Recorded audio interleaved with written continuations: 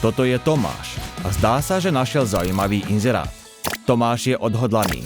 Napísal predajcovi, aby získal viac informácií o tovare.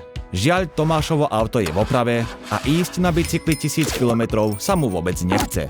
Tomáš neverí kurierským službám, pretože tam často hrozia podvody. Vyzerá to beznádejne. Ale čo to je? Tomáš si spomenul na služby Slovenskej pošty.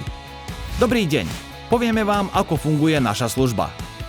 Vyberte si tovar, ktorý sa vám páči a zaplaťte objednávku. Dostanete sledovacie číslo a pošlete ho predajcovi. Predajca sa prihlási pomocou tohto čísla a uvedie svoje údaje. Potom pošleme peniaze na účet predajcu. Podľa sledovania bude mať predajca určený čas na odoslanie tovaru. Ak by tovar neodoslal, vrátime vám peniaze.